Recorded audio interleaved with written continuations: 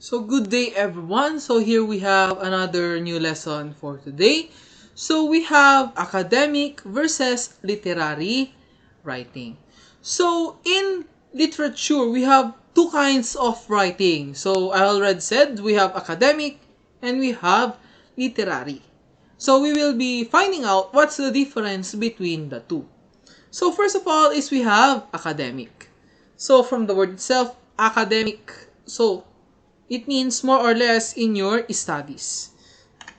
So one kind of writing is academic writing. It is rigid, procedural, purposed purely to convey knowledge, data, and information. It's orderly, organized, and follows a formula. It is necessary. It can be dull. Anyone can master it. So academic writing is a very procedural writing, very rigid writing, and its main purpose is to give information, to give knowledge, data, and information. It is orderly. The information are in order or organized and follows a formula. It is necessary. Why is it necessary? Because for studies, for different studies. Is it for a thesis? Is it for a research? So they are academic writing. So it is necessary.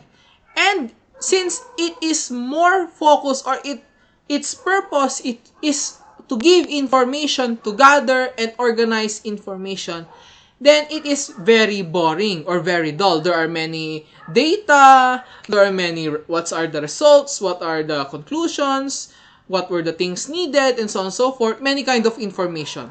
So only information. What is the before test, what is the after test, what is the recommendation, what should be changed, and so on and so forth. And because of this, anyone can master it. I can master it, you can master it. It just needs practice. So academic writing refers to a particular style of expression that researchers use to define the intellectual boundaries of their disciplines and their areas of expertise. So this particular style is used by researchers to define their intellectual boundaries. So let's say I am a researcher and I created a research or a what you call this, a poll or a voting, organizing the data of, let's say, the likes and dislikes of the grade 7, let's for example only.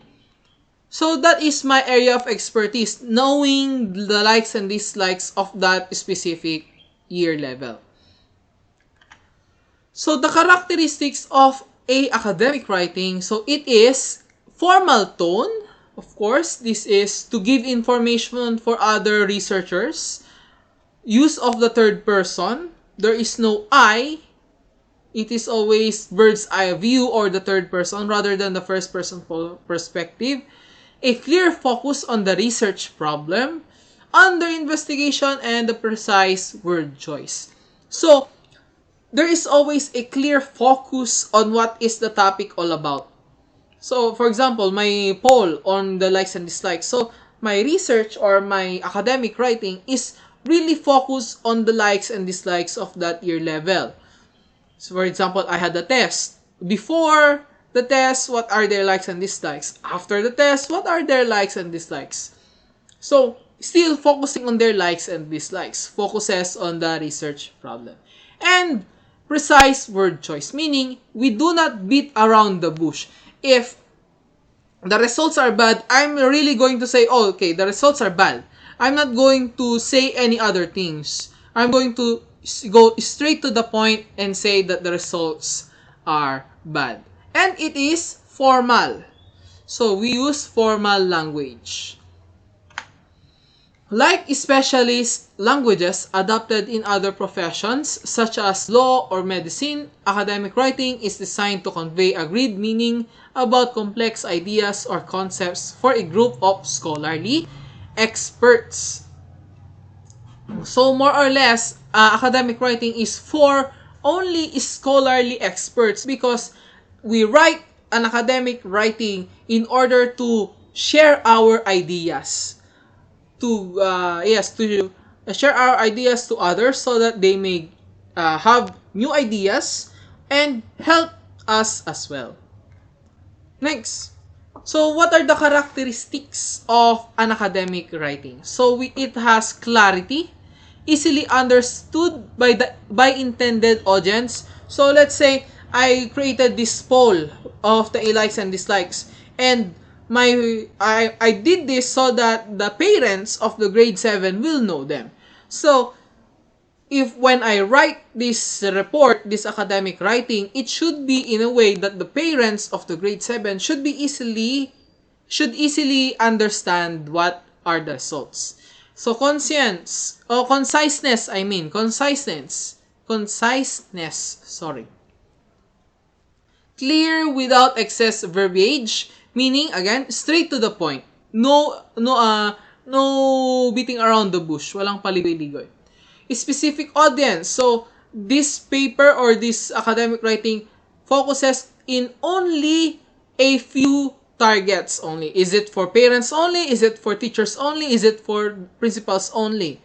A specific purpose. Why did you write? For my example, I write it to know the likes and dislikes of the grade 7. Accuracy. So it is based on true information, not from your opinions. It is based from your surveys, from your polls, and so on, so forth. Correctness. So follows grammatical and technical conventions. So formal tone.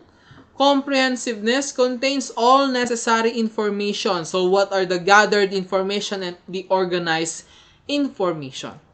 Accessibility. So it includes, again, since this is academic writing, it is more or less pure of information, making it very boring, but making it very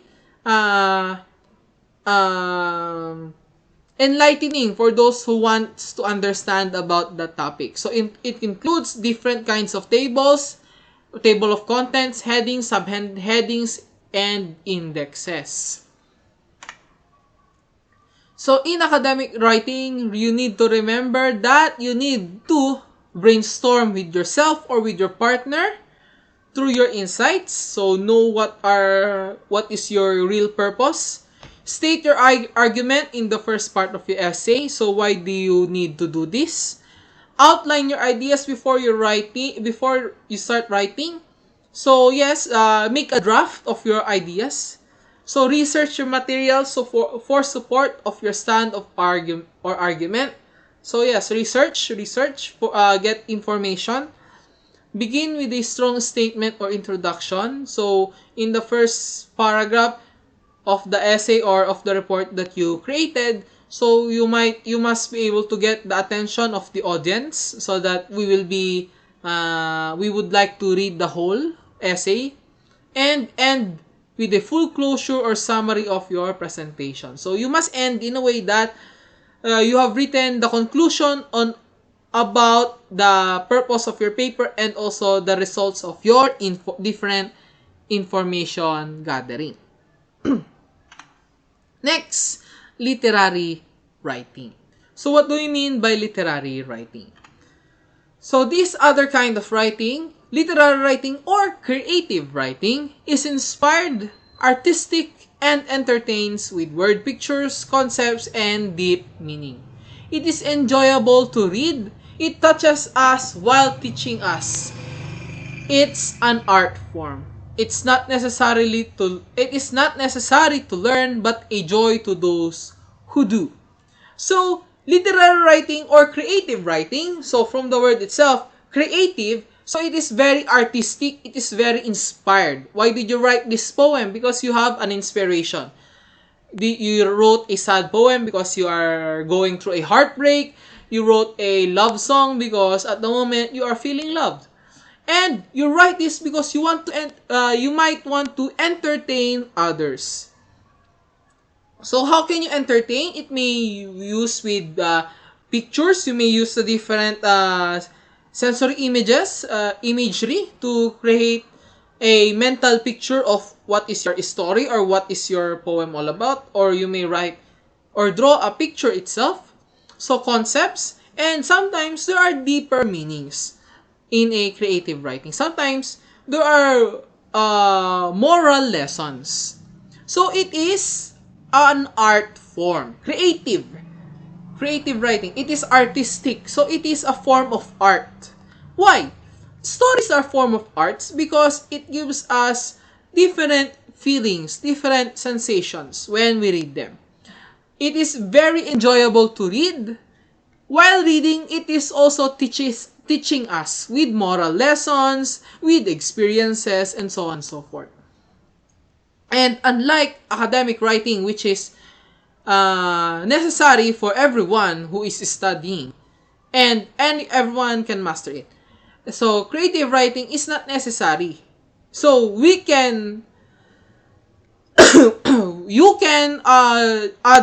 grade 7 can become engineers without reading any story.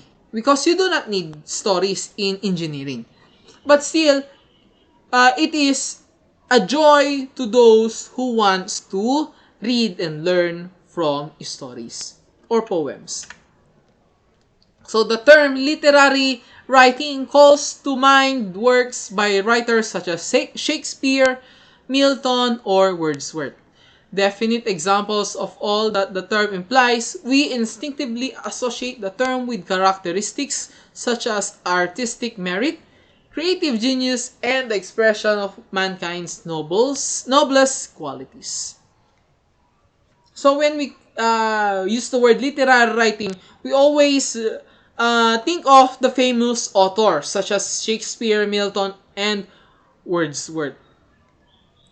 Because in our minds, we always think of it as creative genius. It's not easy to create a story. Trust me, I have tried. Or a poem. So unlike in academic writing that everyone or anyone can master it, not everyone has that artistic creativity to write a poem or a story. I cannot write a poem. Trust me, it's very hard. I am not emotional at all. So, that is a very good example. So, yeah. What are the key differences between the two? So, literary writing versus academic writing. So, academic writing, it is factual.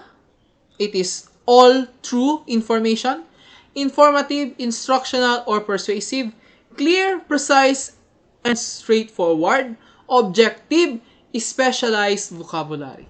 While in academic, it is fictional and imaginative. There are parts that are not true. Legends, epics, the poem Humpty Dumpty, I think, about the egg. See? So that is not true. Literary, it is entertaining, provocative, and captivating.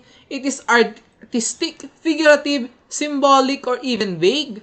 It is subjective or opinionated, and generalized vocabulary. It can be written in a vocabulary that everyone understands. So, in the tone of literary writing, it is reflective, personal. In academic, serious and a bit impersonal. Style, symbolic, and imaginative for literary. For academic, it is formal and authoritative. For the choice of words, for literary, simple but maybe figurative. For academic, specialized language of disciplines. For, let's say, if it is for only doctors, for only lawyers, for only policemen, and so on and so forth. Organized ideas for literary writing, it is flows freely and spontaneously. So, it can be randomized. In academic writing, it has a pattern or has a formula. The purpose of literary writing is to show or tell unfolding events or details of a story, of a poem. For academic writing, it is to inform, explain, to argue. And the audience of literary writing is basically everyone, depending on the complexity of a text. The audience of academic writing is specific. If it is only for doctors, then go doctors only. For lawyers, boom, lawyers only. For writers, boom, writers only. Okay, so I hope you understand our lesson for today. So that is all. So if you have any questions, so feel free to ask me. So that is all. Goodbye.